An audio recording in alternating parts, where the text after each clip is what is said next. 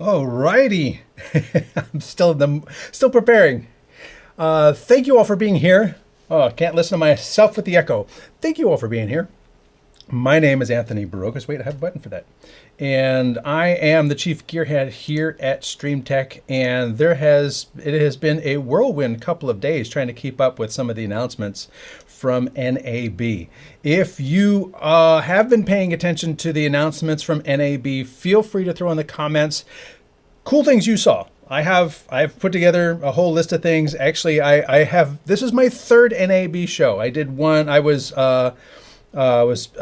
talking to Aaron Parecki when he was on his thing, and then I did a show with Wolfgang for a couple of hours. We were talking about NAB, and we tried to get Osee from the booth to talk to us, and we tried to get OBSBOT from the booth to talk to us, but the connectivity on the NAB show floor is horrible. But then, was it yesterday?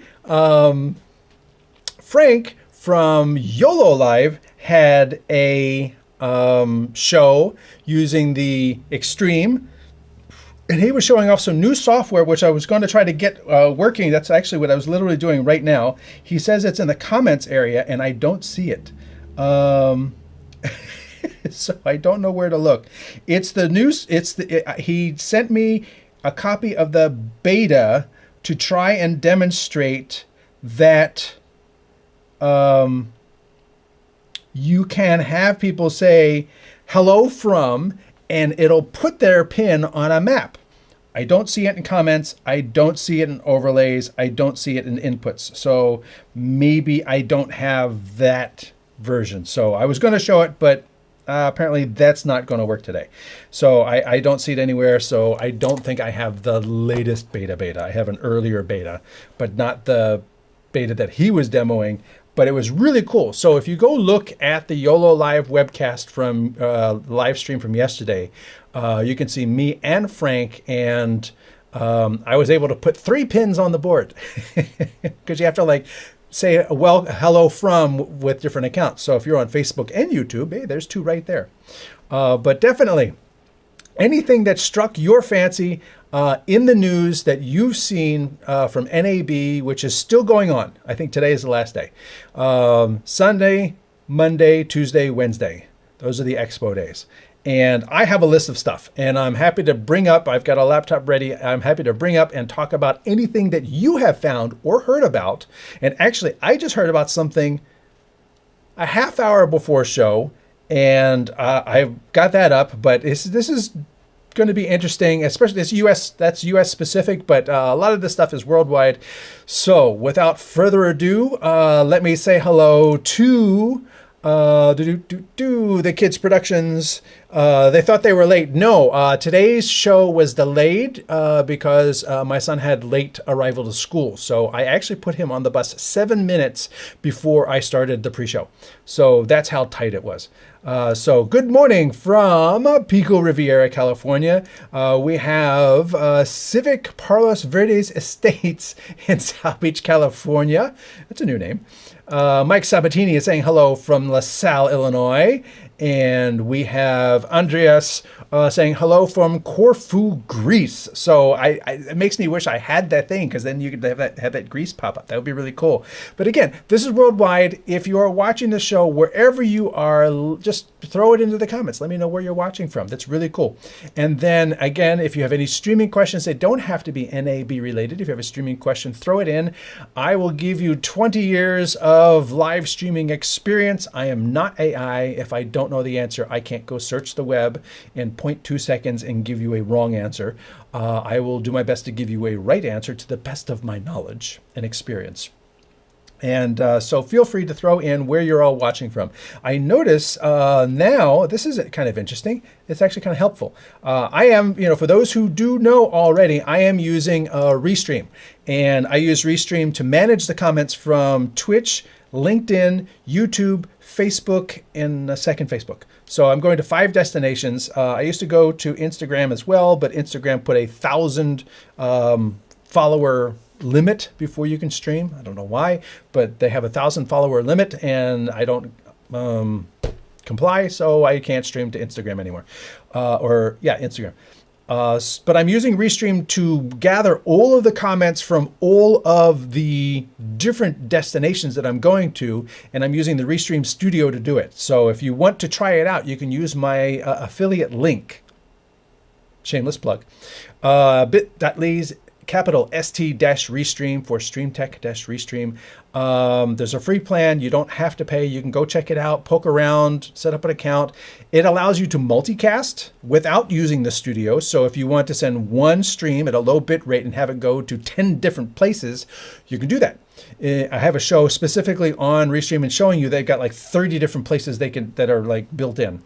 They also have the studio where you can bring in multiple cameras and do everything that I'm doing here. And if you've ever seen the Bird Dog show that I produced with Bird Dog guests coming in, I'm in Dallas. The Bird Dog guests could be in Australia and Europe, anywhere. And the entire show is produced in Restream from pre-show, countdown, remote guests, slide presentations, giveaways, and the closing music and graphics. All of it. The entire show is produced in Restream. So I've been using it for over a year. If you want to give it a try, feel free. If you don't, no skin off my back.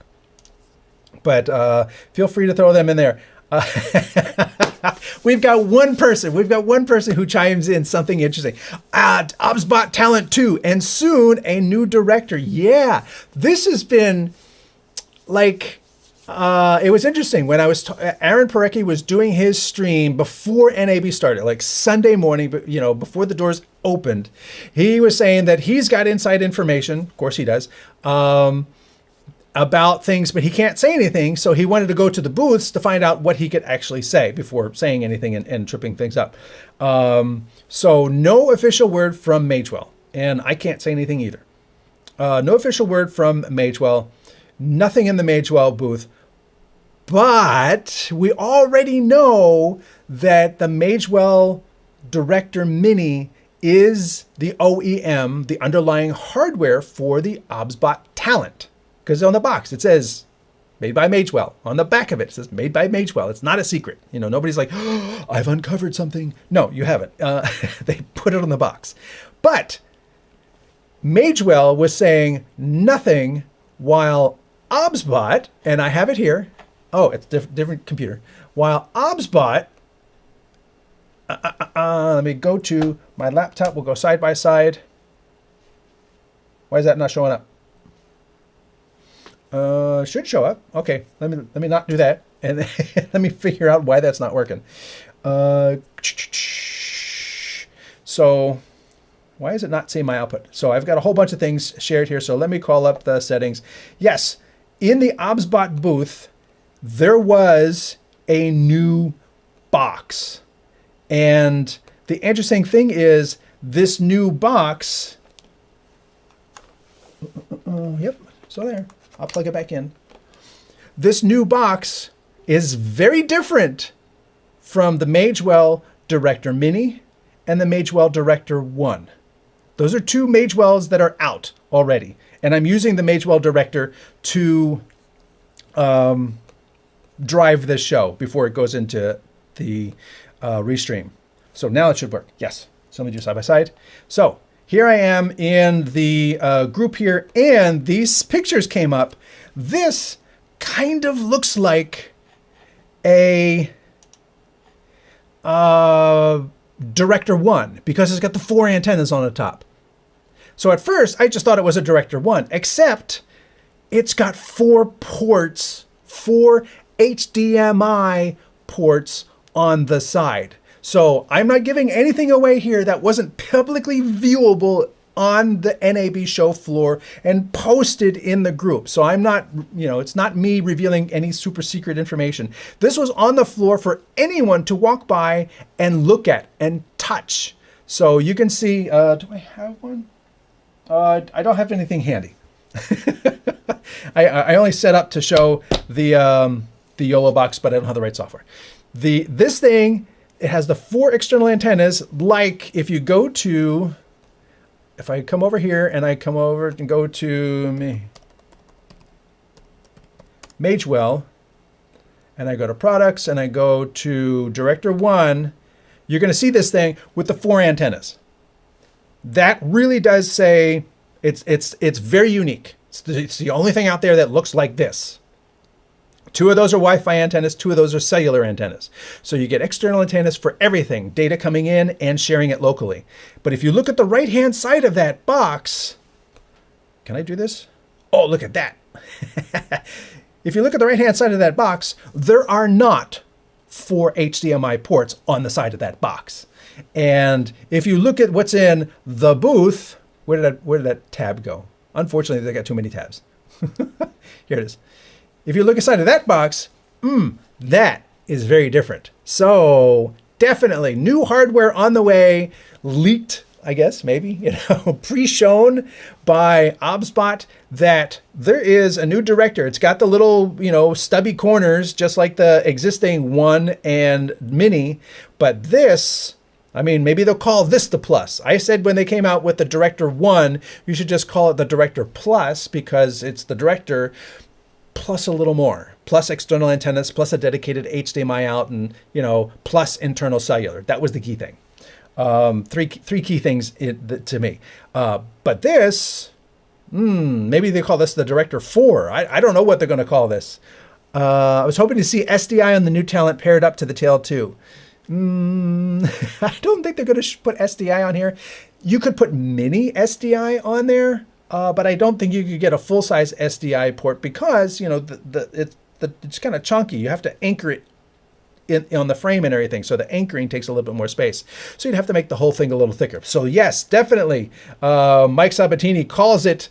That is one of the things that I was really excited about. OBSBOT Talent 2, whatever they're going to call it. I don't know. Is that the official name? Do you know?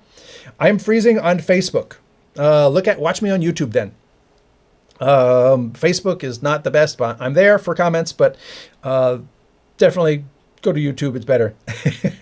This was really cool. This was exciting. Even though no official announcement came and there's nothing on the Magewell website or the OBSBOT website, and technically nothing on anybody's website. All of the things that I'm going to show you today, nobody has on the official website.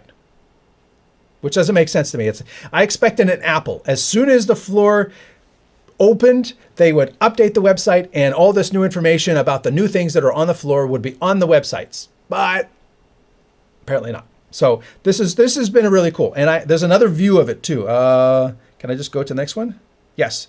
So this is another view. You can see clearly 4 antennas on top, people taking pictures. The interface is exactly like the Director with a row of icons across the bottom. However, you do notice that there are more.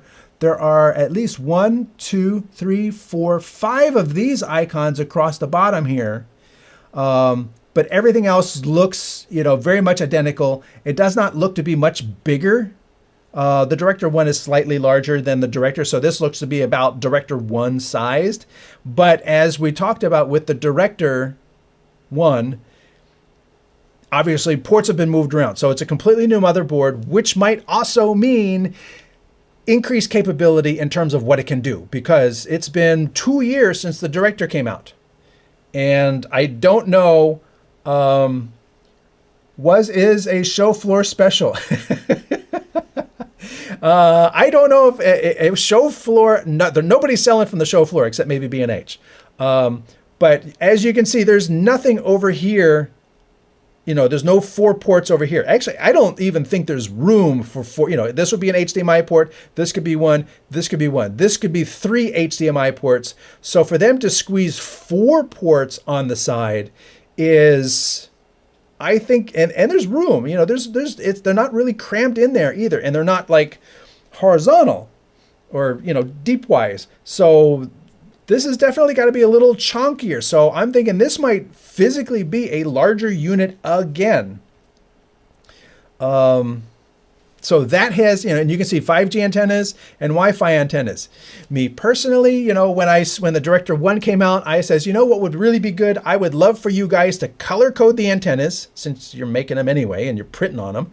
Color code the antennas, red and blue or whatever, and then put little colored grommets around the bottom of the things, because You don't want to put a Wi-Fi antenna on the 5G screw thread because they are designed for different frequencies and you're going to screw up the radios inside.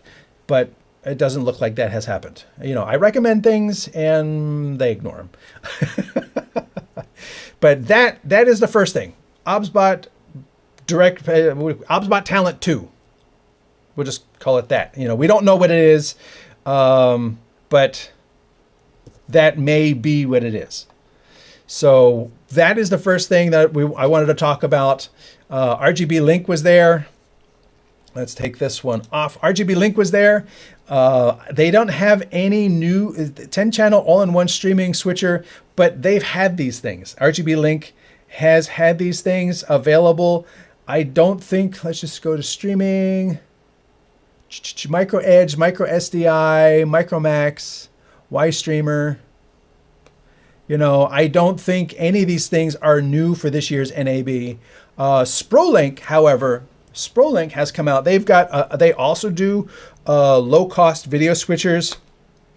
Going back to this, that's actually a really good point. Going back to the director, OBSBOT, the OBSBOT director.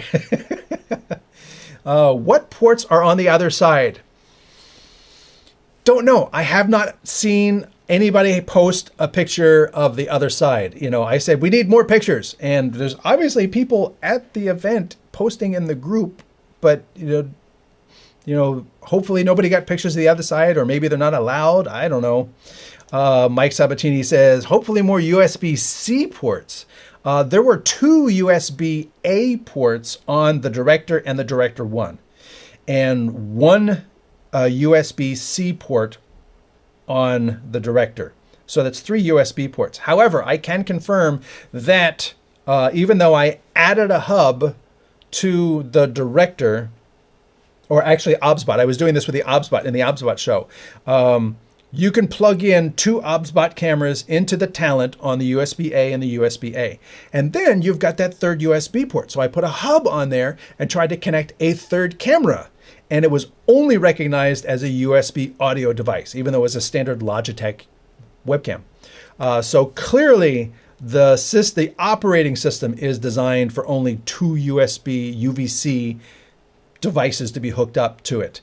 Now, whether they've increased the processor, increased the port count, and rewrote the operating system, 3 things have to happen in order to make more USB ports usable in more ways on the Director. So yes, hopefully more USB ports. But in terms of USB ports, let's go to our second one. Second big hit of the day.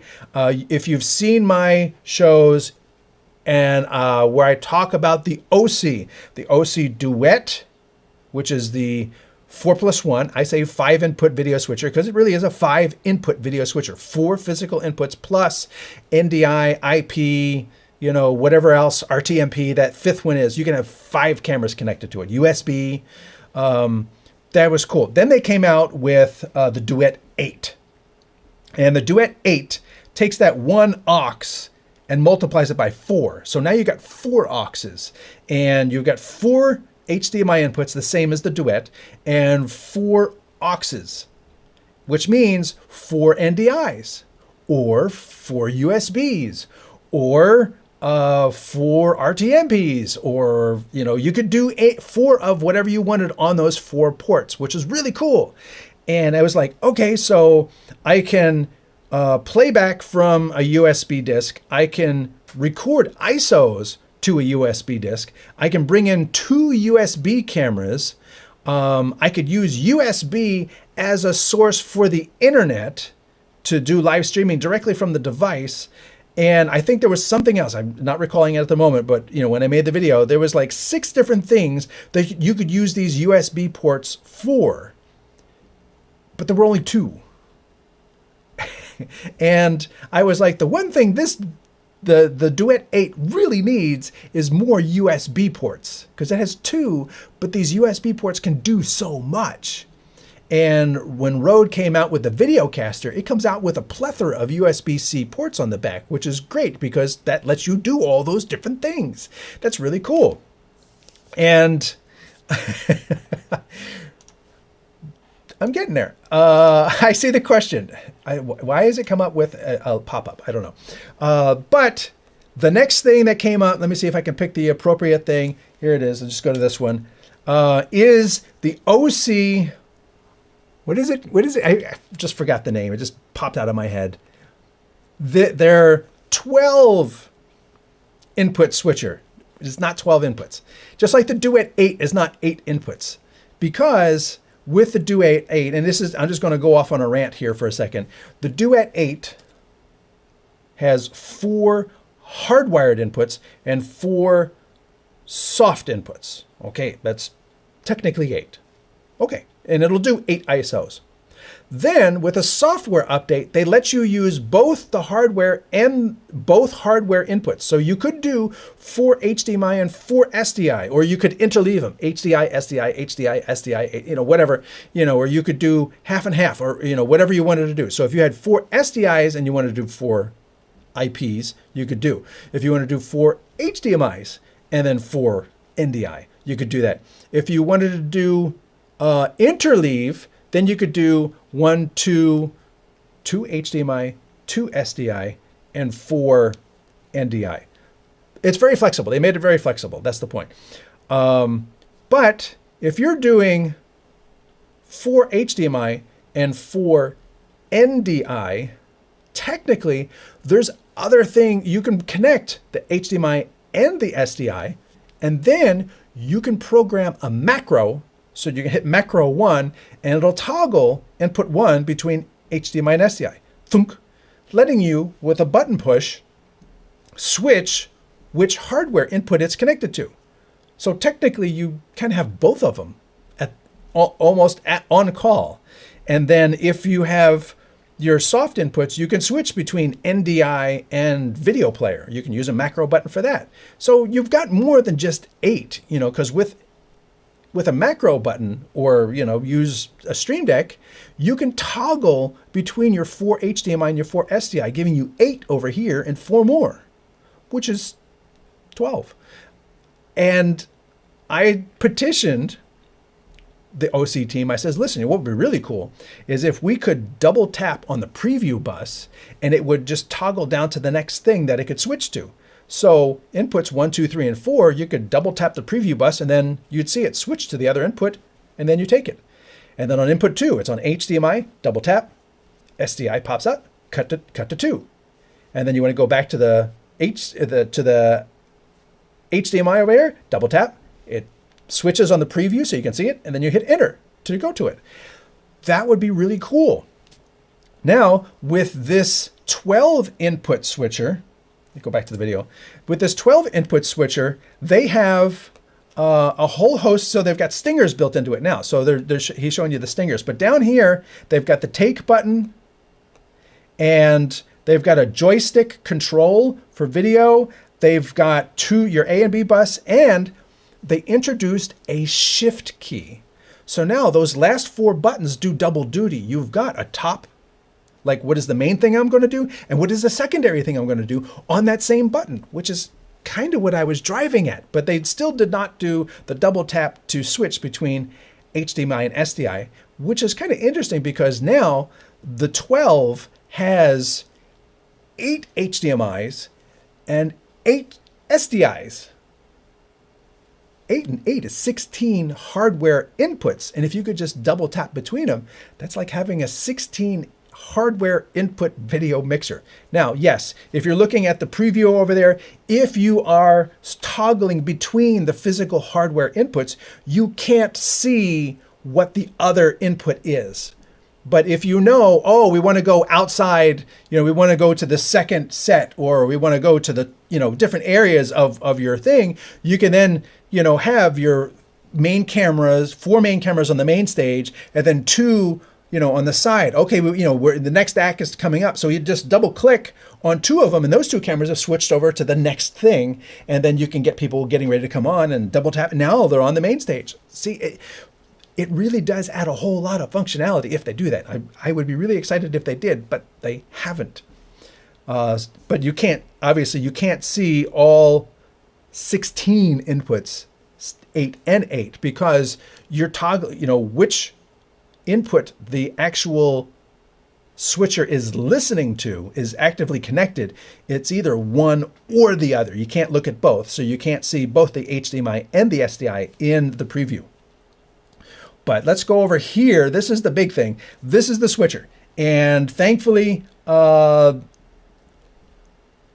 what's his name?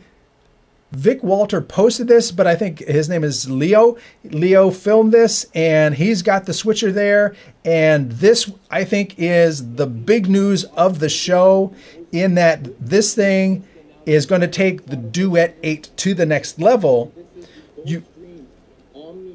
The Omni 12 is what they're calling it. The Omni 12. They're calling it has 12 inputs. But again, you still have all of the things that we talked about before. But here you can see, look at that. Let me go over. Here's the key thing. Look at all the USB-C inputs. There's one for DisplayPort output. There's one to connect to a computer. There's one to bring in computer input. There's one for, I don't even know what that is. There's one that has the Apple command button on it. And there's two for webcams. So giving you that functionality. Another really interesting thing is that it's got two XLRs and it has a mini jack. Now you would think, you're going to go in the software and select, okay, where's the audio coming from? Okay, it's coming from the XLR jack or the mini jack. But this is labeled 1, 2, 3, and 4. Very interesting. Now, this is beta. This is not available for sale yet. This is not this is for show, and they've all said this is subject to revision.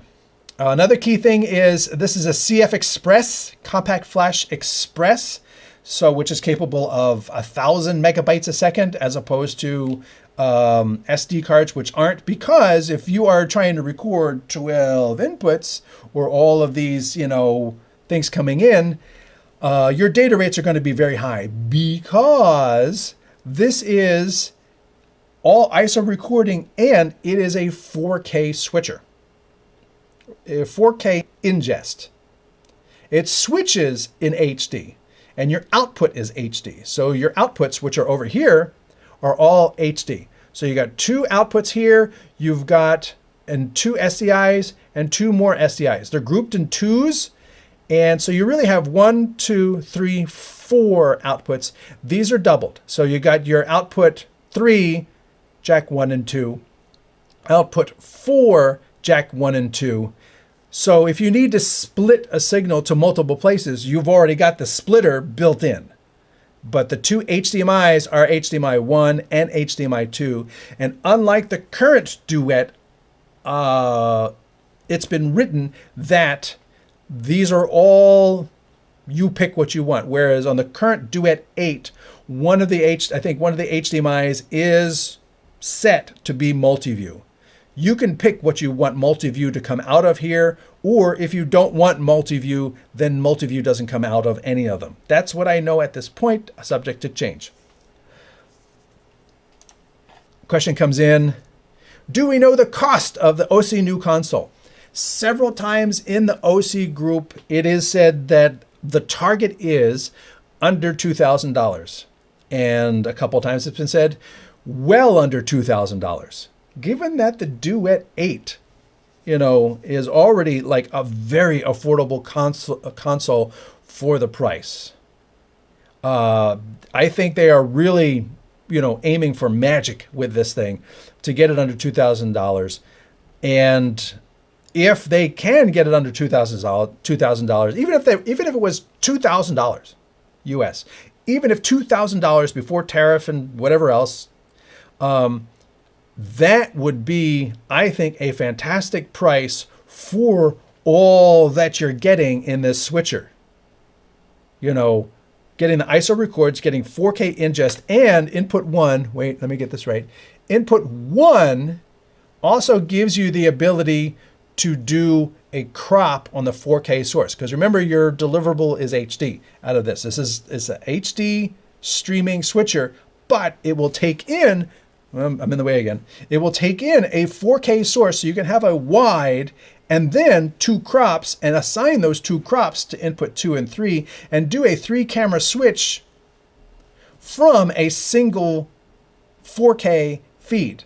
Now, 4K feeds are on HDMI. 4K feeds are not on SDI. As far as I know, these are all 1080p 60 SDI feeds. Somebody can throw it into the comments if I'm wrong on that, but I think that has been reported to be the case.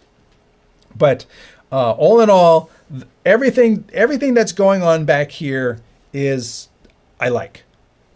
More USB-C ports? Yes, thank you.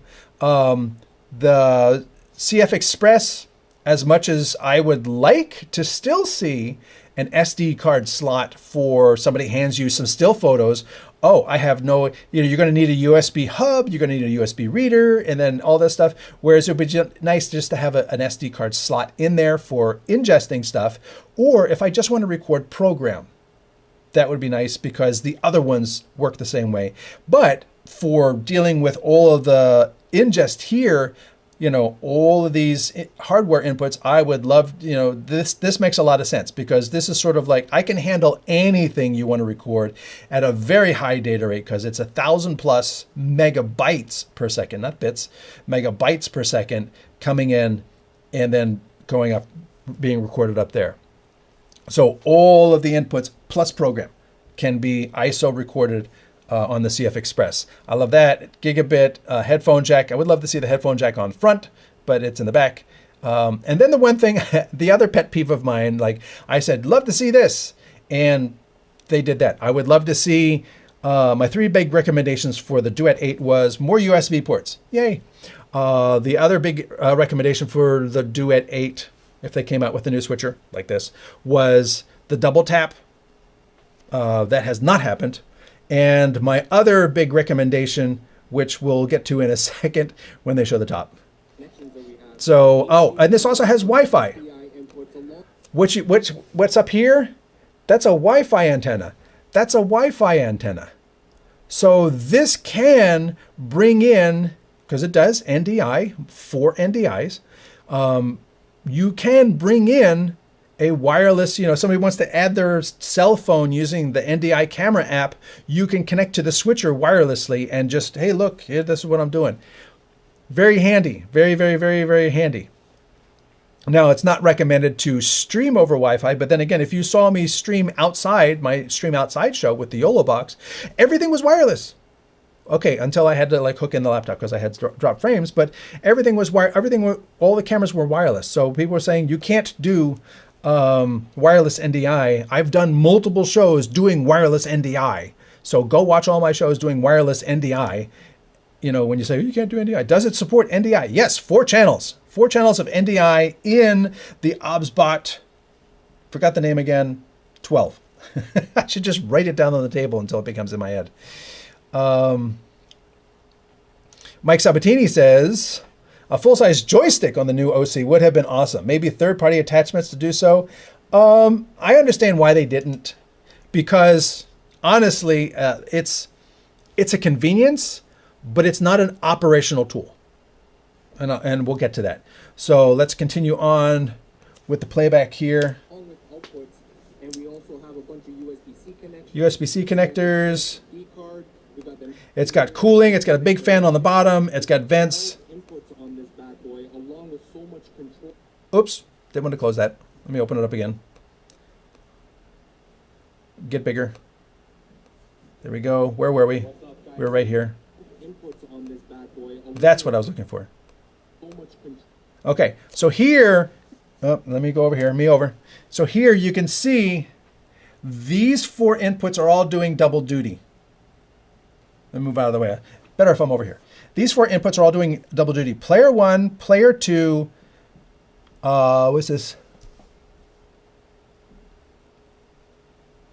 Yeah, I'm sorry. This is player 1, player 2, graphics 1, graphics 2, and then aux 1, aux 2.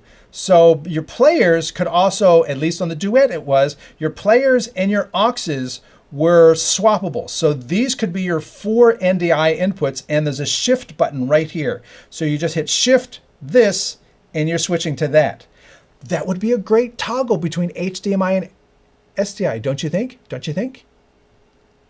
Agree with me. And then over here is, what is it? Graphics 1, Graphics 2. So you got your 2 graphics buffers over here. So again, that does double duty. It's really cool. And it's kind of what I was hinting at when I said double tap, because you can have one button access multiple inputs simply. Shift key is another great way to do it. You know, shift 1, HDMI. Hit 1, SDI. It's as simple as that. Or set it up in a preference as to what your preference is. Now, up here, you've got your player has moved over to the left as opposed to the right. Here's your streaming inputs over here, your streaming indications. This is all of your audio settings, and you got like a little dial there, so you can hit the input and adjust it over there. These are all your macros. And then over here, this is your new section. This is your joystick. And then your pan, your tilt, and then down here is your zoom. And of course, they've got a fade to black button, which, unless you're doing lighting for theater, you don't need a fade to black button, but some people love it. Thankfully, he says you can, it's got walls all the way around it. It's hard to push, and in software, you can disable it. So if I get one of these, first thing I'm doing is I'm disabling the fade to black button, because I do not need to fade to black a show on streaming, but some people want to, apparently. But this is new, and this is convenient. And the reason why I say this is a convenience is because you're not going to live track somebody on stage with this, no offense to Osee, dinky little control. You know, they make big controls with a big joystick and then a separate zoom control over here on a separate, so you can get your 2 hands zooming in and panning at the same time, and hopefully the focus tracks, or, you know, you've got a rocker on top to adjust focus if you need to. So you're doing that multi-hand adjustment. You can't do that with this. This is kind of a convenience to be here. And I would say it's to set, let's just say, NDI PTZ camera presets, except there's no preset recall, which kind of makes this less usable than it could have been. You know, if you could go to your NDI camera, you call it up in the preview, and then you say, okay, this camera, preset 1. Now this camera, preset 2. And those cameras are moving off to wherever they got to move to. You know, you use this before the show or while the camera's not active to send the camera to a certain place, and you save it as a preset. But there's no saving preset functionality in the switcher here. So this is literally like if someone else saved a preset in a PTZ camera and you cut to it and the guy has leaned back in the chair and you need to just tweak it to the left a little bit. That's all this is for. It's not big enough to give you, you know, unless you're a gamer, then it might be perfectly fine. But I feel this is handy, as, you know, it gets you that capability, but unless you're going to use up all your macros, and there are more macro pages available that you can access through BitFocus Companion. You're not limited to just the macros that are here.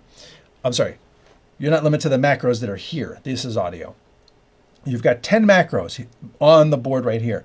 But there's multiple pages of macros in the Osee Duet, and probably the same with this one.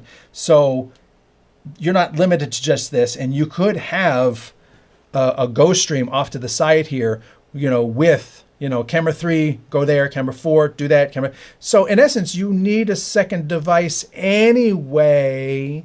And if you're going to have a second device, you can have a PTZ controller. So this is convenient, but without the ability, you know, and up here, this is not that, you know, I can't, this is a clearer shot later, but these are not preset buttons. These are like your output buttons. What does the different outputs see? You know, so you can select all your different, you know, SDI 2 will look at this. SDI 1 will look at that, you know, and allow you to do those things. So that's your output section over there.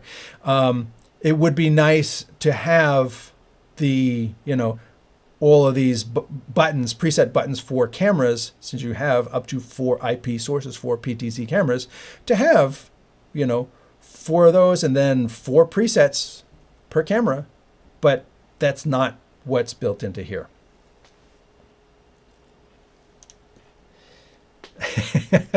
We do it once we end the show. Fade to black after the show. But Angus, thank you very much for chiming in with me. Fade to black buttons are a scourge.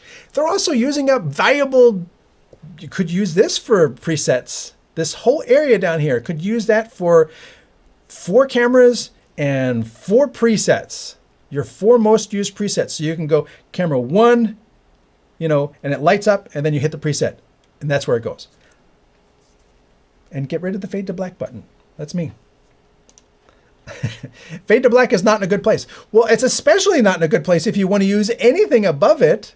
You know, if anything, fade to black should be up here, up out of the way where you have to reach to use it. Don't put it in the way of getting to everything else. So yeah, not in a good place. I agree with you there. Angus, thank you very much for joining from Alberta. Thank you very much. So is the T-bar, shaking my head. Yeah, I'm kind of with you on the T-bar. I'm not a T-bar fan, but I do see people still kind of use it, you know, and okay, fine. At least it's not this big, you know, T-bar that sticks out like a TriCaster T-bar. It's a flush to the thing and it slides this way. Okay, at least it's that, and it's not a big honking in the way T-bar, but I have a 3D printed and fade to black button covers on a couple of my A10 minis. Very handy. See, don't even need them on the A10 mini. But yeah, this, I'm using the cursor. This over here, this is really, it's convenient to push and pull a camera once you've got it connected and the IP routed, and it used VESA control, not NDI control. That was a reply to my specific question in the forum. I says, so does this, you know, because it says this is a VESA controller. And I says, well, does it talk to NDI cameras using the NDI protocol since you're already connected to them for the video? And it says no. So then once you connect your NDI camera via, you know, Discovery, and it shows up and it's connected, then you have to go get the IP address and put it into the VESA controller so that this can talk to the camera, which is probably what YoloBox is doing, which is a pain in the ass. You know, it's like if you already found the camera, you already have the IP address. Just use that.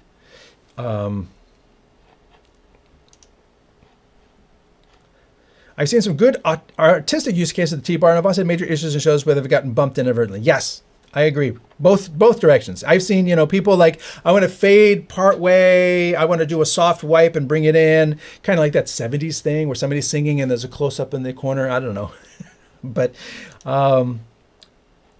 Dallas Cricket. Hey, thanks for joining. Welcome to the show. Do people still use this in the age of StreamTek? Yeah, they do. There's because different people work differently. You know, some people love the StreamTek and want 7 StreamTeks all over the table. Other people, they want joysticks. They want, you know, more touchy-feely traditional controls, especially, you know, if that's what they're used to working with. So yes, I do feel that it is pretty important. And on Big O shows, absolutely, a dedicated control panel is absolute necessity. Like this can be handy. But if you're doing a show where you need to really control multiple PTZ cameras, you're not going to do it with this because the functionality is not there, the recall presets are not there, and you're going to need a separate box. So the value of this, you're like, oh, cool, it has a joystick. But then you get into like, what can I do with it? And then you realize it's not going to be as usable as you really want it to be, especially as Angus says, especially on a bigger show. But let's continue along. Oh, the other thing, I said, listen, if you're going to print on the top, and look, they've got this nice little bevel at the top, okay? Look at this. They've got this nice little bevel along the top. If you're going to print on the top, oh, can I zoom in? That would be great. Yes. If you're going to print on the top, here it is. You're printing on that top bevel. Put the name here. Put Osee here. And then along the top bevel of the unit, Label the ports so that when the operator is looking over the top, he doesn't have to like 1, 2, 3, count, you know, which USB-C is which USB-C. I don't know. Look, it's printed right there. It could be printed right there. It's something I said that the Duet 8 really needs to have. You know what? I am actually going to bring that out. It's something I said the Duet 8 really needs to have. And I said if they came out with another one, it would be really handy if, here, I'm just going to go to the overhead. If they labeled it. Look, I labeled mine because they're already printing. They're already printing on the plastic. Just like this one doesn't even have the extra space. Just on the new one, move it down and print what the things are. So it's like if I need to go to USB 2, I know where USB 2 is. USB 1, mic 1, mic 2, XLR 2, XLR 1, you know, input 1, input 2, input 3, input 4. I know which input 4 is, you know, output 3, output 2. I know where they are. Why? Because they're labeled on the top little bevel here. The bevel that's aiming down towards the back. And all those inputs, actually I don't have the Ethernet labeled, it said obviously. But look, these are way more useful to the user of this device on every single show than the name of it is. And there's room to put the name right there. Right there. And you're printing all over this top plastic anyway. You're already printing on it. I'm just saying print more. Print the labels for all of these inputs, especially now that it's got so many inputs. It's got 1, 2, 3, 4, 5, 6. It's got 6 physical output ports. It's got 16 physical input ports, HDMI and SDI. It's got, what is it, 1, 2, 3, 4, 5, 6, 6 USB-Cs, 2 audios, Ethernet, and 2 XLRs. Label them. So you're not getting one? I don't know. If they choose, you know, I have a review policy that if somebody wants something reviewed or demoed on the show, they can send it. But I do not purchase things to review on the show. I will purchase things to use, like the, you know, like the laptop I use and things like that. I have purchased those for production. The deity mic I have purchased for production.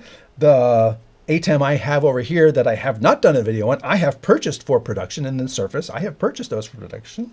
I have purchased this for production. But, you know, if I'm doing a review on it and I'm promoting it, I don't pay for it and then promote it. But if they want to send it, I can do a review on it and I'll send it back, because I've done that with plenty of gear, you know, Canon, Panasonic, you know, whomever cameras. I've done videos on these cameras, and then they were like, yes, we want our $3,000 camera back. Okay. And I send it back. That's why I don't have them. And it's really funny when people like a year later say, can you test that camera against this other thing? No, I can't, because I don't have it anymore. But anyway, let's size, down here, size this back down. There we go. And continue playing along. We also got stingers. Yeah, there's stingers over here. We got keyers, downstream keys. All the keyers, yes. And there's a lot of keyers in here. You know, you've got multiple upstream keys for building a multi-view, and then you got 2 downstream keys. So you've got lots of layers to build a multi-view. And down here, there's a dedicated button for like super source, I think. Yeah. Blackmagic calls it super source, you know, an input that has like 4 people across or something like that. You just tap, there it is. So technically it's, you know, 8 plus that. And that is a lot of really good usability built into this video switcher. And PTZ controls that we can save presets and also control those PTZ controls right over here with the joystick. He said, he just said, where is he talking about saving presets? Along with graphics and PTZ controls that we can save presets and also he says, and we can save presets, but he doesn't say where you access those presets. Because if you want to toggle your inputs between different hardware inputs, you're using the macro buttons. And if you want to access those presets, are you also using the macro buttons? Or you're adding a second device? So he's to preset number 1 for an example, preset number 2. So we have a bunch that we can save. Yeah, he's using the macro buttons. He's demoing right there. He's demoing using the macro buttons. 1 and 2 were preset 1 and 2 for that camera.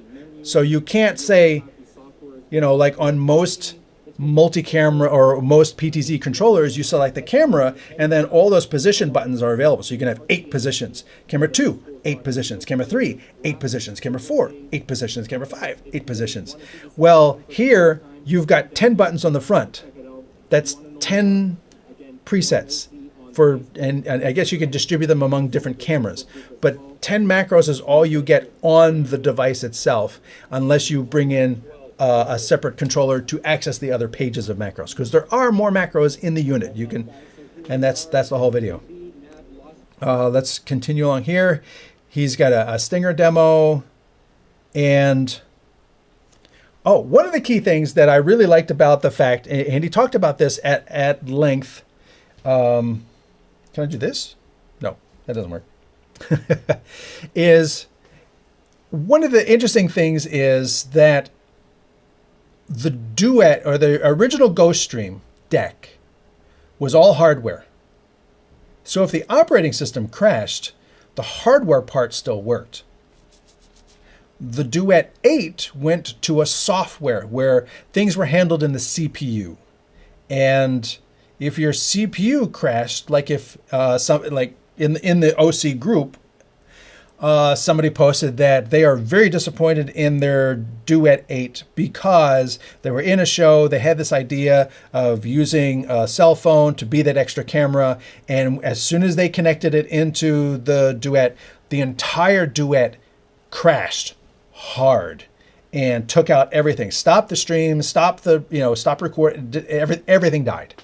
And that's the problem with a CPU-driven machine, is that if you're using an NDI app with a top rating of 3 on the Android store, and it sends corrupt data into your device, it corrupts your device and your device goes down. They didn't test it before the show. They had this great idea. They did not use the official NDI app from the NDI group. They used somebody else's, probably because it was cheaper, and it is not highly rated. It crashed, and then, not learning from their mistake, they did it again later and it crashed again. So that is changed with the Omni 12. Hopefully I can remember it now. With the Omni 12, in that all the specific sections are rearranged not to be CPU driven, but to be hardware. It is a hardware mixer. So yes, you can change the settings via software. You can bring in an NDI via software, but then it's handed off to a hardware switcher. So even if something crashes like this, like that example, your NDI comes in, crashes the CPU, everything coming in via hardware is still going to function. So that is one of the key reliability things that they changed with the Omni 12, is that it is designed as a hardware switcher and software is off to the side. So if this crashes, you don't lose everything. You continue with all of the hardware functions, and then this will come back up, and then you get your software things coming back up. XLR audio, 12 inputs, 6 outputs. I think it's 4 outputs because 2 of them are duplicated. The 2 SDIs are actually grouped. Live long and prosper. Create overlays, so you can build cool overlays, bring them in. ISO record to the CF Express. 3 angles from 1 camera. Again, this is only available on input 1. 4K input, and then you could do 2 ISOs off of that. How usable is that? I mean, how many people are going to be able to afford a near $2,000 video mixer, but only going to show up with 1 camera and not a backup camera? But anyway, it's there as a source. 12 layers, so you've got layer 1, layer 2, the graphic, the lower graphic, his graphic, the bug, the background, him as a key, all those different things, and PTZ control. So those are like some of the big headlining things for this that I think will be, the Omni 12 for me is one of the biggest announcements at NAB 2026.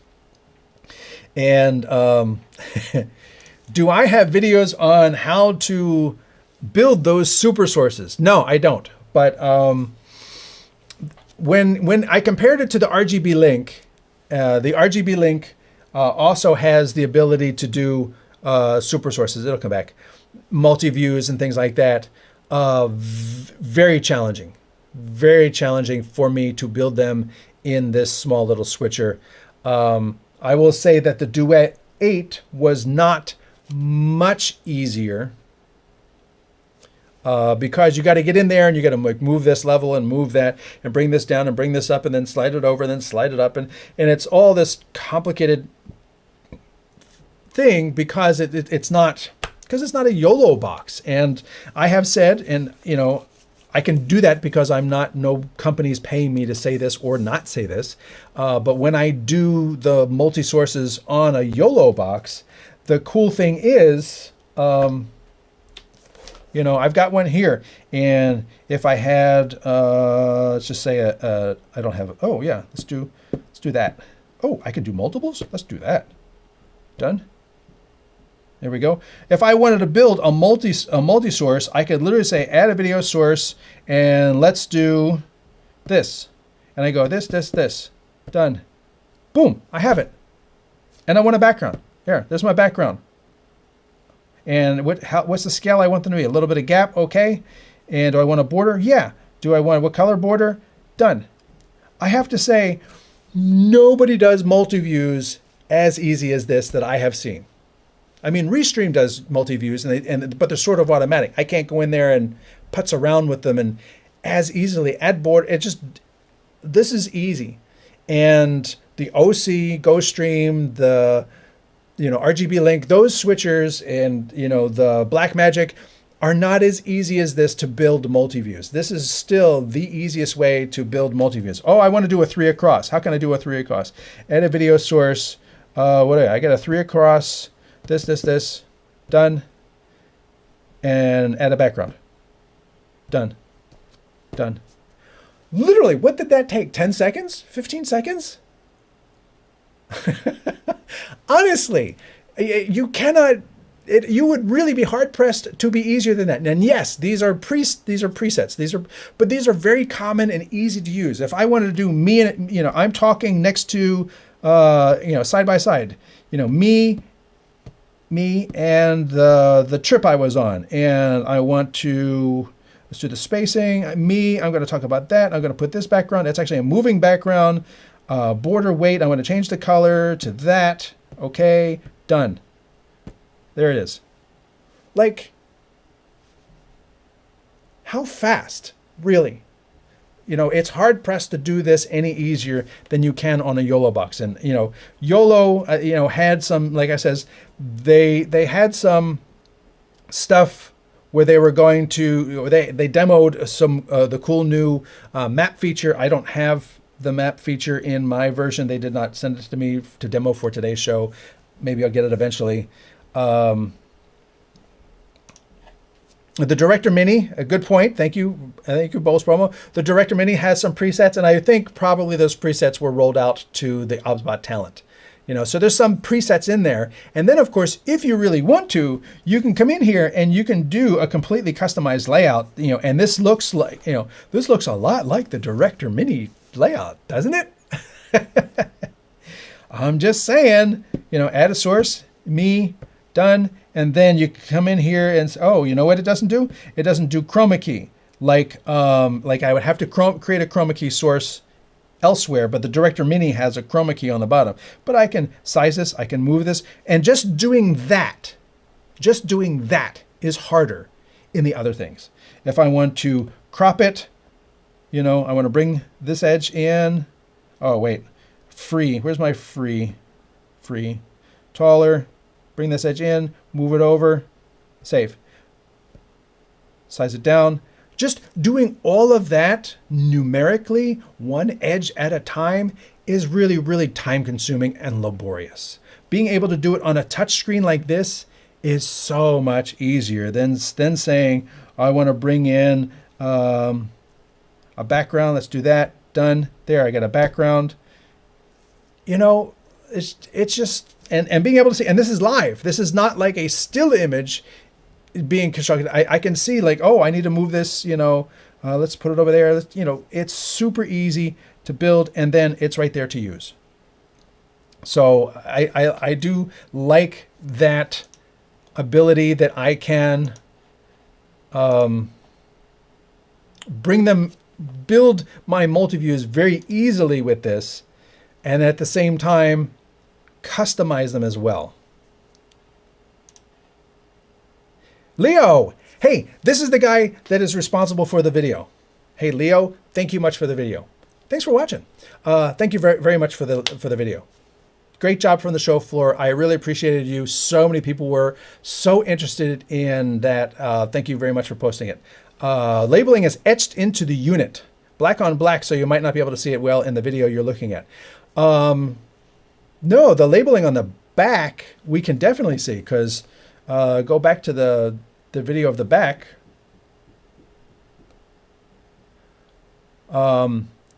We can see it's black on there. If you're saying there's labeling on top, I dare. Oh, you're saying it's labeled black on top? Oh my goodness! Like in this bad boy, along with so much control, we also got stingers. I mean, I do kind of see something up here. Like, it looks like there's something up here. Oh, wait, sorry. It looks like there's something up here. I mean, there might be something along here, but if they're labeling it black on black, why? Is etched into the unit. Don't etch it. Hey, save the money. Don't etch it. Just use the silk screening process they already got going on and silk screen it. It does look like in the video there's something up there. There might be something over here. But man, if they are. Also have all the controls of our outputs over here. We got keyers, downstream key. Yeah, there is something right there. But oh my goodness. You got it. That's the labeling. Oh my goodness. Like, you know why I can see this? Do you know why we can see this? Because it's white on a dark background. I hope, you know, Osee looks at this video and says, you know, he's got a good point. We're just going to move this down here into this open area and the upstream key, along with move that down here, and then that leaves this whole top area open for white labeling, white printed labeling on the top edge of the switcher. So, oh my goodness, like that would be doing it and deliberately doing it wrong just to piss people off. Oh my God. I hope I'm not the only one that looks at that and says, we could do this in white. Leo says the top of the Omni 12 is labeled. Inputs 1 through 8 and CF Express is labeled. That's probably that little divot. It's probably the CF and then Express. Label them all. Label them in white. I've passed on your suggestion. Thank you. Thank you. I mean, they're already silk screening. They're already silk screening in white across the top. Look, no additional inks, no etching needed. Just scoot those down and label everything across the top. Please, there's still time. I mean, technically, there's still time for the Duet 8, because the Duet 8, there's new models always being printed, and they could just update the silk screen that is going onto the plastic top piece. And, you know, I don't know if you saw it, but, you know, I'll show it again. Here's mine. You know, XLR1, XLR2, USB 2, USB 1, because they are very specific. So if I need to plug in a camera into USB 2 because I'm going to access it on a certain channel, I need to know which of these is USB 2. Mic 1, mic 2, input 1, input 2, input 3, output 2, output 3. You know, I need to know where these are. When I'm leaning over the top, I don't have 1, 2, 3. I don't want to have to count. I just want to like know what they are. And I didn't label the Ethernet because, okay, yeah, the Ethernet is kind of like obvious. It's the Ethernet port. But man, I hope they I hope they listen to you, because I said this when the Duet 8 came out, and I says the next one I would really love. I think it would be great for every single user who is leaning over this device to have it very clear. Because then also, and anybody who's watching the show can back me up, video producers are almost always in the back in the dark. We are in a dark area. There's drape up in front of us. We're in some other room, cramped. It's not lit well. Making it hard to see is a pain. You know why? I actually carry a flashlight on my belt because I am so often in an area where I'm looking and I cannot see because it's been labeled poorly, or it's been labeled where we can see it just fine in our very bright office room, but I'm not working in your very bright office room. I'm working in a convention center. I'm working in a hall. I'm working outside. It's a nighttime concert. It's a bar. It's a competition. You know, it's a skating center, and the audience area is not lit for me to hook up cameras and know what port is what port is what. It would be so much better. OC. Everybody, just note for everybody. I did a note about labeling my, YoloBox across the top here so that I know what ports is what. I mean, yes, they did label it in white on the back, so thank you for that. And they don't have any labeling on the front. It's just the screen. But I says, just printing across the top here, and that's what I did. I got my labeler just like that, and I labeled the top of this thing. And hey, you know what? I'm such a proponent of this. I'm going to, you're going to laugh at me. Here's the laptop I'm using to show you the content. And guess what? My ports are labeled. USB, display port. That's Lightning. And then on the other side, Ethernet, USB, HDMI, headphone, and SD card. Those are all labeled. The only one that's not labeled is the power port. And I do that because when I get down into an area and I have to set up, it's always too dark, and it makes it easy to look at this, and I can see which port is free. I need to know where to run the cable because I know where the ports are, and I can easily see what's filled and what's not because it's all labeled. Bright. On top, easy to read. So that's me. Let us continue on with a couple other announcements. That,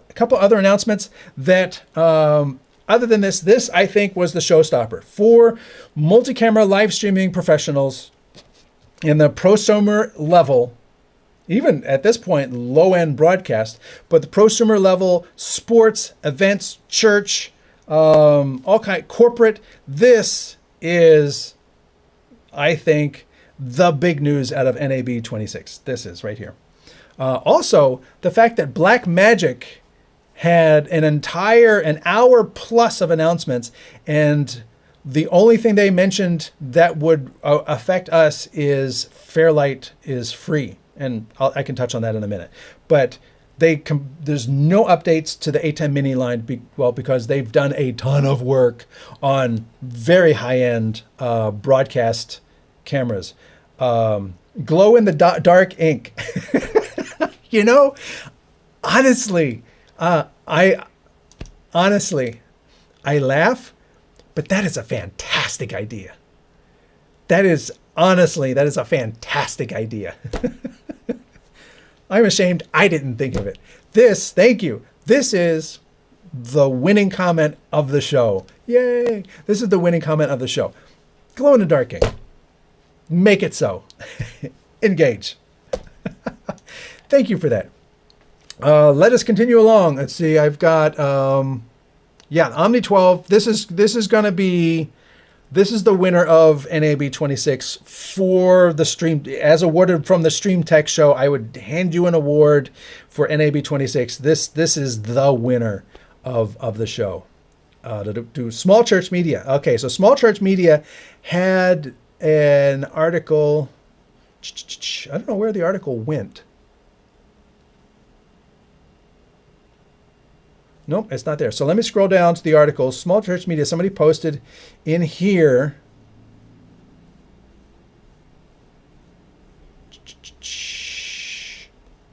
not going to be able to find it, but there's an organization that petitioned the National Association of Broadcasters to, yeah, here it is. A group that makes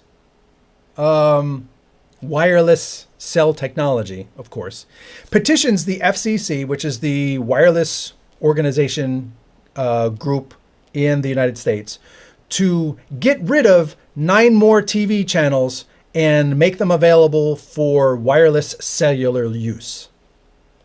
Now, if you've been in the business for a little bit like me, we used to have the 800 megahertz band, 800 and up, and that was sold off. And then we had the 700 megahertz band, and that was sold off. And now 600 and up was the last sale. The 600 megahertz and up was sold off, and all the TV stations that were up there had to be what they call repacked. You had to find another channel lower and they're all stuffed into these lower channels. And if you are in a major DMA, if you are in a major city in America, right now, when I do my frequency allocation, I actually don't have those charts, but I have had to go through and move my microphones to open TV channels. And I can tell you, in the city of Dallas, which is not the biggest metro, the city of Dallas is like 4th or 5th or whatever. There's like 3 open stations, 3 open frequencies in the Dallas DMA, DFW, for open white space. You can't compress the 9 channels that are up here down into the 3 open spaces, because I had to put my microphones in those open spaces so they would work at long distances. They want to take over basically the 500 megahertz band. So it's in the article, 554 all the way up to 600 megahertz. It's right here. They want channels 28 to 36, which is 554 to 608. And they want to use that for 6G services. And they want to ask the FCC to clear it out for us, because we have stuff that we could sell if those frequencies were available. Unfortunately, that's really bad news if you are a theater or film or television or anybody that uses wireless audio. 2.4 gig, if you saw Aaron Parecki's show Sunday morning, he walked around the NAB show floor, and the distance from him to his monopod was likely 1 meter. And the audio was cutting out on 2.4 gigahertz because there's so much crap on 2.4 gigahertz. And yeah, those microphones can help. He was using Rode, not some crap brand. He was using Rode Pro. Wireless mic Pro, and it could not hold a reliable signal without digital breakup distortion between him standing here with a microphone and the camera, which is, a meter away. And so people saying, oh, you got 2.4 gig, you got 5 gig. You can't cram everything in the 2.4 and 5 gig. There's too much going on. There's too much wireless that's needs. Wolfgang, hey, thank you, Wolfgang. Great to see you. And I already talked about doing Wolfgang's show. If you want to see more NAB talk, go look at his YouTube channel. We talked about NAB for a couple hours. So what I'm talking about here, I just saw this earlier today. A group asked the FCC, and this was right before NAB began. And NAB is the National Association of Broadcasters. And that's the expo that's going on right now. And those are the people that oversee broadcast television in America, the NAB. They represent the broadcasters.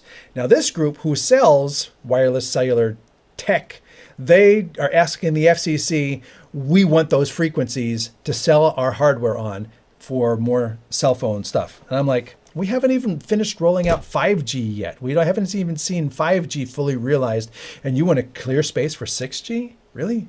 So, but that's something to be aware of. It's scary if you use wireless and have had to, and I had 600 megahertz wireless mics, and I had to not use them anymore and rebuy all my stuff in the 500 megahertz band, 4 to 5, so that I could do wireless. And then we're all packed in here with the TV stations, and there's some strong, powerful signals. And I was doing a corporate event on a high rise, like 20 some stories up in the air, down in downtown Fort Worth, right in the, I could see the transmitter towers for the TV stations, and I could not get a reliable UHF signal because I'm on the same channel as one of the TV stations, which is why I had to move my frequency agile microphones. There's that. We talked about that. RGBlink. Sprolink. They came out with this, and I've asked them. I did a show about the ME5. The ME5 is their new thing. This is a really cool looking multi-input. Is it 4K? I believe it's 4K. 4K P60 input, SDI in and out. AI subtitle, so it'll do live captioning, it'll do streaming, recording and replay, XLR audio, look, combo jack, which the Osee does not have. PTZ control, because you see it's got a little joystick down here, and it has a 10.1 inch touchscreen. So let's zoom in a little bit on this, since it's not changing so far. One of the neat things with this that I find interesting is, yes, you've got some inputs down here. It's a 4 input switcher. So it's not like, a 12 input switcher. It's not. But with the touch screen, it makes certain things easier, like doing your pips, doing your multi-views. And, seeing the status of your audio is very visible here, on the device. You don't have to add a second screen and set that up. It's all right here on the device. But look, they've got the T-bar. They've got a little PTZ nubby. And they've got sliders. So for the 3 channels you really need to have control over, the person on stage, he's got a microphone, handheld mic, and he's walking around and he's doing this with it, and you got to ride that level up and down. You got physical faders right there. I thought that was pretty slick. Then you got your video image, your web input, a still input, and then other controls over here. So they've made some really interesting things. And when I was at NAB, let me scoot ahead. I actually did a video, and you can find it on the YouTube channel, about these guys. And these guys, this is a 4K virtual multicam switcher. So you can have a 4K input and then split it into, just like the Osee, wide angle, close up, close up. Now, that's pretty slick. And you can see that capability right here. And then they also have another box that looks exactly like this. That's actually a 2 input switcher. If you combine them, then you're switching camera 1, wide, close, close is input 1. And then do it again over here, wide, close, close is input 2. So you in essence have 6 shots coming into this little thing. And I was like, that could be kind of cool, and he had those side by side. There's the dual channel presentation switcher. So this is taking in the inputs from the other box and switching between them, bringing in graphics and all this other stuff. So if you combine those 2 things, I thought that was pretty cool. So that's the video that I did about Sprolink at NAB. You can find it in the NAB coverage on the YouTube channel for StreamTek. And that other switcher, if I can I just tap right to it? Yes. This switcher looks pretty interesting as well. So 4K input, and probably also has the ability to do the windowing. That looks pretty interesting. Rode, let's come back over here. One of the comments to the article that a company wants more of the UHF spectrum is that one of the people who, I will just say, I do not feel is very highly educated in how much RF is important. They were like, well, why don't we just all put our mics on 2.4 gig? UHF is stupid anyway. And I'm like, well, Rode, who purchased Lectrosonics, who made UHF microphones. Rode purchased Lectrosonics, and now has come out with their very first UHF microphone. Rode would not do that if they felt UHF was dumb. And Rode is very smart. Rode is very successful. So Rode has come out with a UHF microphone. What this means is it's operating in the 500 megahertz band. Actually, the frequencies are selectable around the world. If you get the one in the US, it'll work in the 500 megahertz band. If you get it in another part of the world that you can use 600 megahertz, it'll work in the 600 megahertz band, and then I believe 2 higher bands as well. And let's see. Oh, that's all of their announcements. So yeah, this is their new system, and I saw it demoed in a video, Rode Link 2, and it's actually bidirectional. It uses like a 1 point something gigahertz back channel, so you can actually, if there's nothing competing with the transmitter and the receiver gets a really strong signal, the receiver can actually tell the transmitter, step down in output power, make the battery last longer. So that's really cool. And so there's bidirectional capability, and you could probably from the receiver tell the transmitter, lower the mic gain, which you can do on many systems, lower the mic gain because it's distorting on input, because maybe you've got it hooked up to a trumpet or something like that, or a guitar, and the guitar output is overmodulating on the input of this device. Well, you need to turn the input level down. Now it's clear, send the clear signal. So that's really cool. I guess this is about the Sprolink. I have the MC4K Pro. No firmware updates since released, and the control software drives my virus and malware scanners berserk. Hardware is solid though, and very stable. So thank you very much for throwing that in there. LA12 live streams. Good to see you. Yeah, no firmware updates since release. We've been conditioned to now expect that, because so many companies keep updating.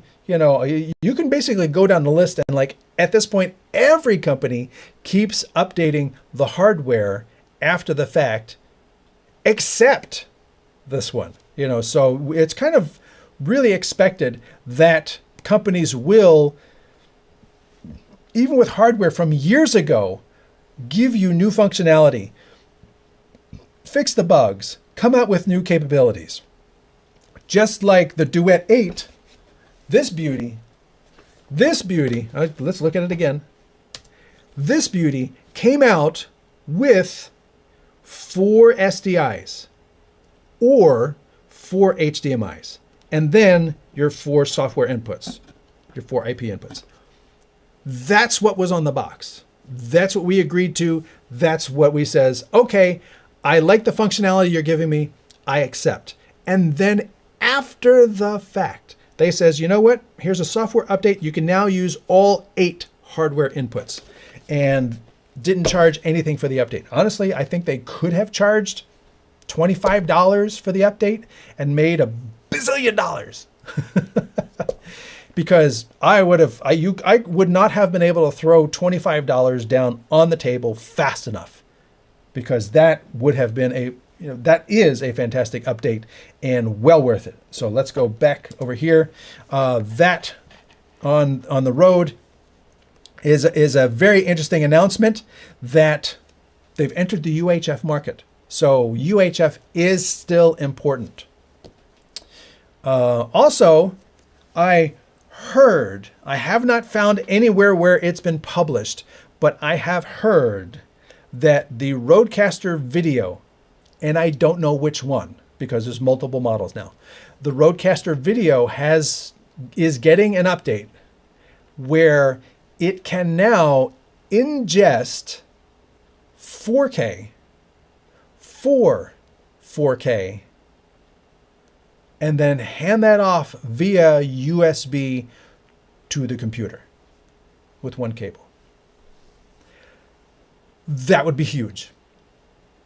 I have not found anywhere to confirm this. Somebody mentioned it in a video. It might have been, I think it was Aaron Parecki's video when he walked over to the Rode booth and he says, we're going to do an update to the Rodecaster. Now, I don't know. It's probably not the core. I think he said Rodecaster Video. Could be all of them. Because can you imagine this just being a 4-channel HDMI capture device to go into vMix? And it's pretty darn affordable. That's really cool. That is just another example of the fact that People have already bought the Rodecaster based on what it can do. And now Rode is saying, it's now also going to be able to do this if you wanted to. And that's just more, service after the sale that Rode is putting into their stuff that makes people want to buy Rode. It's like, I know if I buy this, it's not going to come out and then just be orphaned. It's going to get support. It's going to get updates. It's going to get, maybe if not new features, definitely bug fixes. Things will be tweaked and enhanced and things like that. But for them, if that becomes a reality, that becomes a very affordable way to capture video into other things. It's like, well, yeah, I could use a lightning to an external enclosure box and then get a deck link card and then, capture that into or I could get that, which is smaller, lighter, cheaper, faster, better. I don't know. We shall see. Hopefully Rode watches my videos because I have not been able to get a demo of anything from Rode yet, which is why I have not done videos on Rode, because I ask them every time, can you please send me the Rodecaster video? And I do not get a single reply. So if somebody wants to reach out to Rode and say, hey, listen, there's a guy that wants to make videos for you and he's got a channel dedicated to live streaming, help him out. But again, I have no compulsion. I will happily mention this is, was mentioned, and I will happily report it. And I look forward to that being a capability. Someday I might be able to test it and demo it, but not yet. I don't know what that was. Oh, there's the article. And Bird Dog, speaking of 4 input capture. And I love the fact that I can just zoom in with my fingers on my laptop. In the Bird Dog show that I hosted, the last Bird Dog show, April 2, you can see it down there, they're old hardware. And I mean by like 5+ years old. This quad that could take in 4 SDIs. I believe they also have a quad HDMI. 4 inputs you can now put out from this 4 NDI HX, which makes this another 4-camera capture device. But the cool thing is, because it's NDI, you can put this over by the cameras, feed 4 cameras into it, and feed 1 Ethernet cable back to the switcher. Because like the Rodecaster will now do 4 NDI. The Duet 8 will do 4 NDI. The new Osee Omni 12, I remembered, the Omni 12 will now do 4 NDI. And if you can just ingest 4 NDI HX with the quad HX update on the Bird Dog quad, that becomes another low-cost way to capture 4K sources and put them on the network. And the Bird Dog control panels and capabilities are really, really top-notch. The capability they put into their web interfaces to be able to do things is fantastic. And so this is a big announcement, and I really look forward to being able to demo this as well. Because in terms of being able to capture 4 things, I have an Aja IO 4K. 4 SDI or 1 HDMI and 3 SDIs. It can do in and out. That's really cool. But it's lightning. And it's a dedicated box. It has to be within a meter of my computer. It's, not lightning. Thunderbolt. Thunderbolt between the Aja and my box. And yes, it's a good device. I have used it on many productions. It's solid. It's reliable. It does what it says it's going to do. But it has to be right next to me. It has to literally be like stacked on top of, my computer, or, in the same rack as my computer. Whereas this, I can put over, over in the front of house where they've got 3 cameras shooting the stage, and then the PowerPoint presenter, and say, here guys, just plug into this box and run cable over to me. Because streaming, the live streaming producer doesn't need to be in the room. I need to be able to hear the program that's going out to the audience. I don't want to be overwhelmed by the live show that's happening in the room and not be able to hear and objectively, assess the stream going out to the audience, the program audio going out to the audience. I need to be somewhere else. So if I could be outside the big theater, you know, via an Ethernet cable and do streaming from there, that's my thing. For the quad, good question. For the quad, is there any delay in making SDI to NDI? Yes, there's about a frame or so. It has always been that way. It takes time to compress the video, and it's usually about a frame and a half of delay from reality.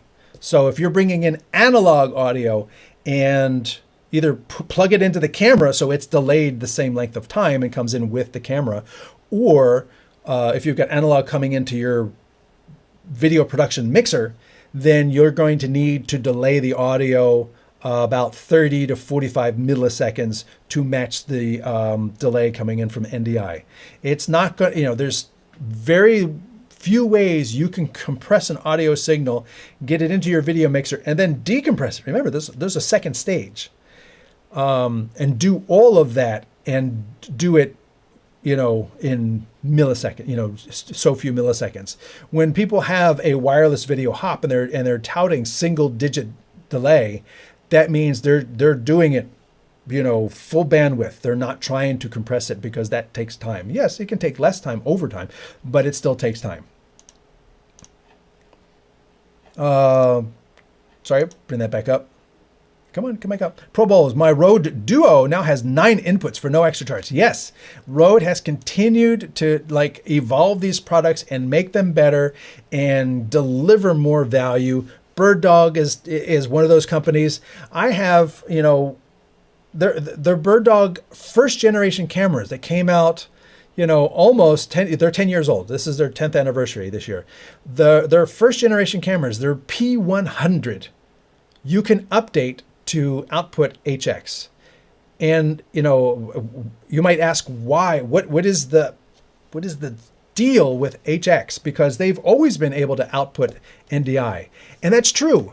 The Bird Dog cameras have always been NDI. Bird Dog has been all in on NDI from the very beginning. And, you know, whereas the Rode, the NDI was added later. Very cool that they did it at no additional charge, and they could have charged for that. And I would, you know, if I owned one, I would have paid for it because I love NDI. I am all in on NDI as well. And I'll show the article again from, what is it now? This is 2020. I am all in on NDI. That's my article. That's a whole bunch of gear that I was demoing. TriCaster, a vMix, a Panasonic camera, Bird Dog converter, all kinds of different things, and all running NDI. And I really think NDI strikes that balance for everybody, you know, even broadcast. It's broadcast quality, but broadcasters, you know, are, you know, there's this whole SIMT 2110 that is delivering the same thing with much less compression, but you need to like completely revamp your network. For those who don't want to or can't revamp their network, their corporate network or their church network and things like that, and run all new cables, being able to compress the video is important. And that is why HX is important, because full NDI is going to be 100 or so megabits per camera. If you're doing 4K, it's going to be 300 or so megabits per camera for full NDI. If you have a gigabit network, that's maybe 3 cameras. And even then, you might be hitting the limit because you're not the only thing on the network. If you can find a better way to compress that, like with HX, when Bird Dog came out with their X1, their first new camera, I pitted it against their P200. The P series or the older series, the X is the new series. And the P200 is full NDI. Full NDI was faster than HX. Full NDI, higher quality than HX and everything. But now with HX3, you're able to compress and keep the quality. And with the X series, I actually found, you can go back and look at the video, I demoed it on this channel. The X1 video got through my video switcher faster than the full NDI. And if it can be faster, and maintain the quality at a lower bit rate. HX is literally magic. So for all the, yes, the quad has been able to do 4 channels already, but it's 4 channels at full NDI. So if you're doing 100 megabits with 4 cameras at 1080p 60, you're going to be doing maybe 150 per, which is going to be 600 megabits for those 4 cameras. Now, with the BirdDog software, you can usually vary it a little bit. And for my talking head, I usually go down to about 80 megabits. So I'm not pushing it. I'm not pushing my network as hard. But you can do HX at 30 megabits and still have that quality. And if you do 4 of those channels at 30 megabits, again, we're just talking HD at this point, just for comparison numbers. 4 of those channels at 30 megabits, 30, 60, 90, 120. You're doing 120 as opposed to 600. That is a big advantage. Have I tried the Rode NDI camera app? It's surprisingly good. I have not. I will make a point to try that out. I didn't know they had an NDI app. I thought they had a camera app, but it was their own dedicated protocol that worked with their own thing. Just like Magewell has a camera app. Of course, let's take a call. Let me silence this for a second. Magewell has an app that can be a remote camera for their devices, but it just works with the Magewell director. It doesn't work with other devices. I didn't know that Rode's app was a standalone app. Hey, that could be something I could do a review on. Switcher Studio should send you a Mac Mini with the new software for you to review. I would love to do Switcher Studio. And if you go back on my content on streaming media, I was huge. I have so much content that I have produced with Switcher Studio. I had multiple iPads set up with it. I was all in on Switcher Studio. I used it from when it was $29 a month. Now it's like $69 a month or more. And I was grandfathered in, but then when COVID hit, I didn't keep up with it because they didn't have a remote solution at the time, which they later did develop, and everything needed to go remote real fast, and I switched to vMix. So at that point, I let that go, and now I no longer have that cost. At the current cost, I think it's too expensive. Let's look at what their current cost is, just so that I don't misspeak what it is. Let's go over here, SWITC.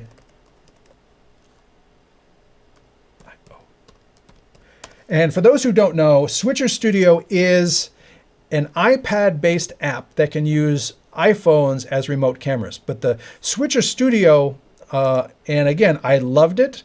I was a big part of the user group. I was a big part of helping in the beginning. I actually told them that when you switch a camera, you need to put what was in program into preview so that you can switch back and forth. AB switch, comes from broadcast.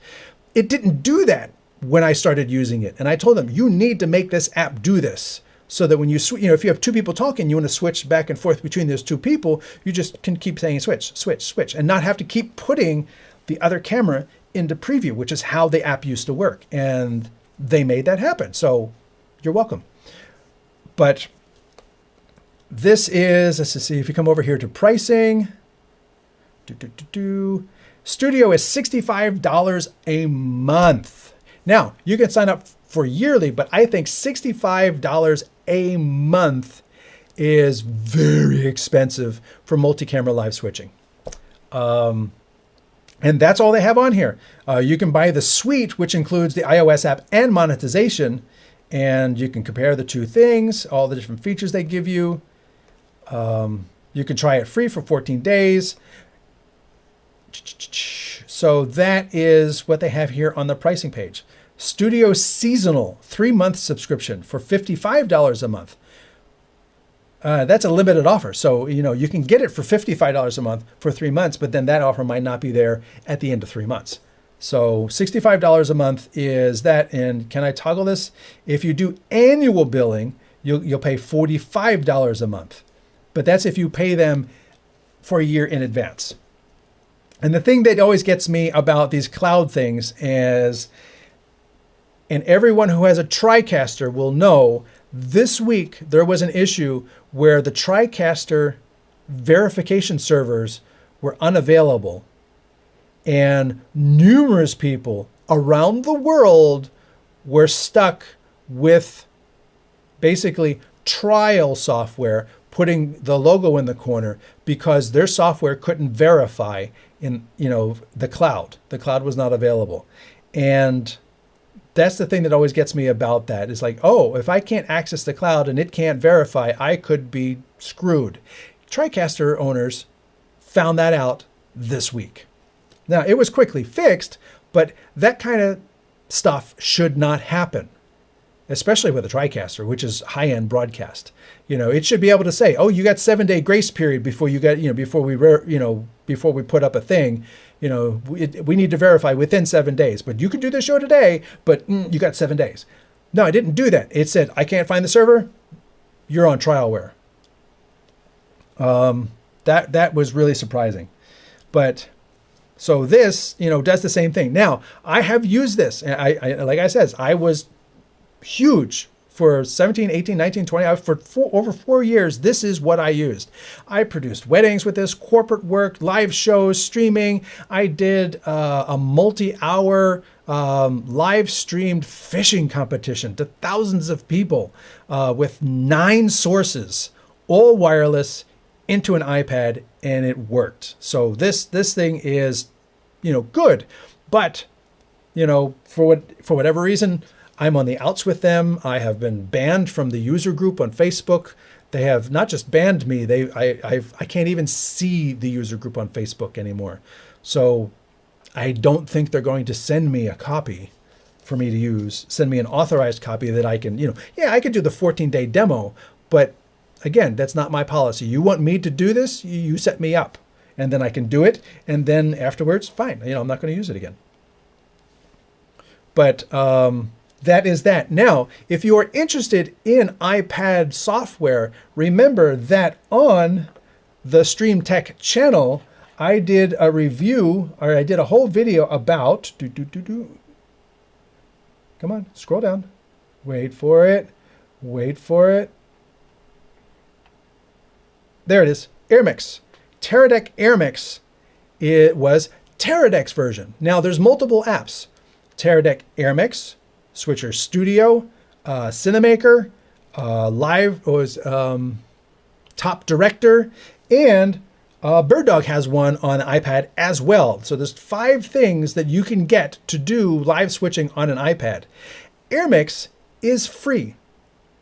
It was made by Teradek. It used to also have a monthly cost, but Teradek is now focusing somewhere else. So in a magnanimous gesture of being nice, they said, let's put all of the paid options into the app. Let's re-upload it to the App Store and make it free. Now, if you have older hardware from like 2000, 6-year-old iPads and phones and stuff like that, you're in luck, because that's when it was orphaned. Those are the machines that software was made to run on. Now, while Switcher Studio may be now upgraded to run on M hardware and be hard-pressed to run on old hardware, AirMix has not been updated, has not really been updated since it was orphaned, and even sometime before it was orphaned. And so it is perfectly positioned to run on the old hardware, because that's when it was being actively developed. So if you want to try out that, you can go to watch the video on AirMix on my StreamTek YouTube channel, and you will find out about that. And if you've seen the show before, you know where I'm going. I have also created an AirMix group on Facebook. This is unofficial. This is the one I created. It's got 69 members, maybe after today, 70. And this is where you can go to ask questions, figure things out and everything. And on eBay, if you're interested in really getting set up quick, I am actually selling off my old kit because I haven't used it in years. 7 cameras, wireless hub, chargers, all kinds, cases, external lenses, for telephoto and wide angle, all that stuff. I have a whole kit if you're interested in a 7 camera AirMix kit, including the iPad and all of the phones. Send me a message, that's available on Facebook, all running, and then you have to figure out AirMix. The video is a good start. I also have a group called B4 on Micro Four Thirds to put these cool B4 lenses on Micro Four Thirds. And I will actually jump over to one more NAB thing since I saw that. Okay. Magic.com. Blackmagic. No.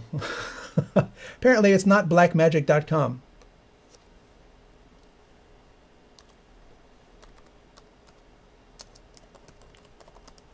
See if you can do that. Blackmagic Design. I'm just not going to type that many letters. So, all the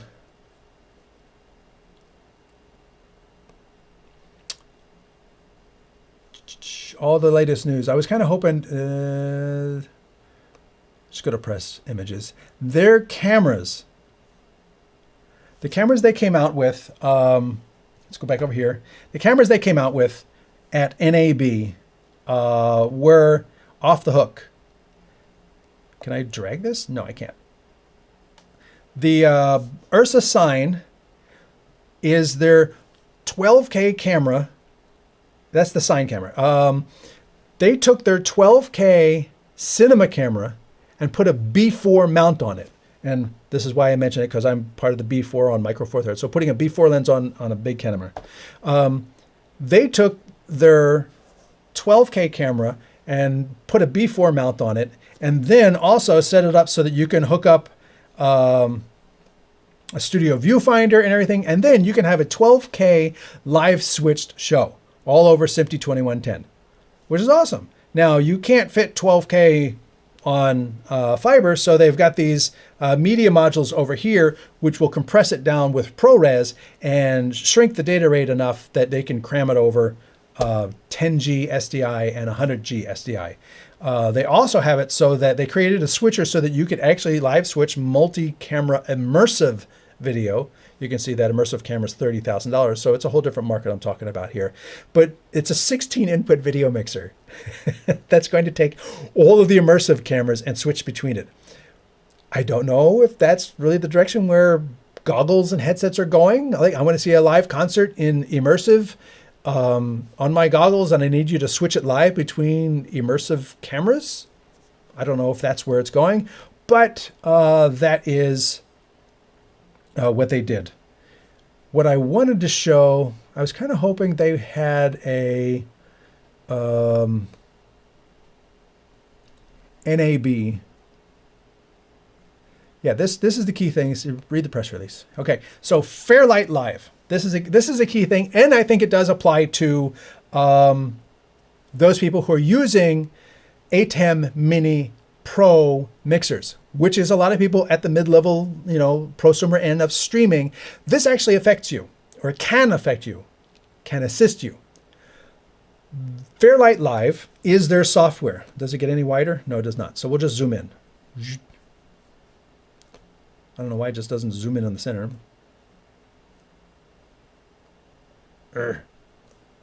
So, Blackmagic, they have this software. Fairlight Live is their Fairlight software designed for live production. You could do ducking, equalization, all kinds of really cool enhancements. So do you need a Rodecaster? Okay, you can get a Rodecaster audio mixer. It's only going to do 4 microphones. Do you know what you see over here? A crap ton of audio sources, and it will do a lot of things live. So if you're doing a lot of live audio, churches, big corporate events, big marketing things, concerts, bands, this is live audio. Now, they do have those control surfaces that you see over there that are available in 10, 20, and 40 input. But you don't have to add those. They're control surfaces. They're not required to run the software. The software is free. It's free. You could do everything Fairlight does for free. And, they show this big switcher over here, you know, this big computer running it, and it'll do all of these channels. And there's the 10 input. There's the 20 input. Show me the 40. There's the 40 input. You know, that's all well and good. There's the back of it. Big deal. The key thing is you can do all of this, and you don't need to use 40 inputs. You can use 5. And it'll take, this is the key thing, it will take, this software will take the audio coming into your ATEM Mini Pro. He said this, Grant said this in the NAB announcement video. You can take the audio from your ATEM Mini Pro over USB live into the computer. Use the free software to do amazing things with it live, and then feed it back into your ATEM Mini Pro mixer as the program audio. So you've already had the ATEM Mini, you know, mixer, you know, software capability. Now it's like, you know, 100 times more powerful live. Now you need to have the external thing to run it. Now the stuff, when you can access it via the control panel, you're talking to the software that's in the mixer. That's a really stripped down version of what could be possible. The real full version, as it says, Fairlight Live is free. You need an external hardware connected over USB to ingest the audio from the switcher and then give it back to the switcher. But then if you're streaming from your switcher, or you're then sending the program out to something else, it's now part of the program audio that goes out to your live stream. So it can make a world of difference by adding a computer. And I don't have the image here, but the really cool thing in the video was he held up the, I'm going to try to find it while I'm talking to you. He held up the U2YOU2UBE. He had the 40 input mixer up and running. Is that going to be enough? Yes. So I don't have to type Blackmagic Design Official. I'm going to find this clip real fast. It's before he started talking about, come on, my cursor's over here now. All the different things that it can do. Okay, so he talks about the video mixer. There's that. There's the 10 input. And then here's the 40. Here it is. That's what I want to show you. He is running the 40 input video mixer Fairlight on a MacBook Neo. It does that. Remember, that's an iPhone chip. So it is not very heavy. You don't need to have an M series Mac to run it. You can repurpose an old Mac to run the Fairlight Live software, because he's running it on an A18 chip, A18 Pro, MacBook Neo, all 40 channels. So, you know, the $20,000 control surface is running free software that is sitting on a $599 MacBook Neo and running it smoothly. So that is what he's doing. Now, again, you don't need the $20,000 control surface. You can do your basic setup on the Neo or whatever laptop you want. Again, that's not an M series. That's not an M series laptop. That's an A series cell phone based Mac. And that's what he's running Fairlight Live 40 channels of audio on. That kind of, when I saw that, I was like, whoa, okay. That all of a sudden became really usable, like minus the control surface. That really became really usable to anyone who wants their live audio to sound better. Because remember, as I always say, we're in the AV business, and there's a really important reason why A is first, because it is audio first. If the picture stutters a little bit, if it's a lower frame rate, if I have to downgrade the quality, but the audio is good, I'm going to keep watching. If the audio is all glitchy and you can't understand what I'm saying, or there's a weird audio echo, a doubling, or just garbledness, or it's just really quiet and you can't really understand what I'm saying. And, if it's really quiet and you can't understand what's being said, people are going to tune out. Doesn't matter if the image is 4K and it looks beautiful. If we can't understand what's being said, if we can't hear it and it sounds like crap, people will tune away. Audio is more important than video. And that's why I was really happy to see that the Osee switcher that we started talking about at the very beginning, that's why I was really happy to see the GoStream Omni 12 ISO is still just HD. It's not about delivering a 4K image. It'll handle 4K inputs, but it's going to deliver a high quality 1080p 60 stream with lots of capability and hardware durability. So that's all the way back to the beginning. A couple comments came in. Angus says, I saw those watermark posts. What a nightmare. Yes, that's why, I have actually stopped using Adobe software.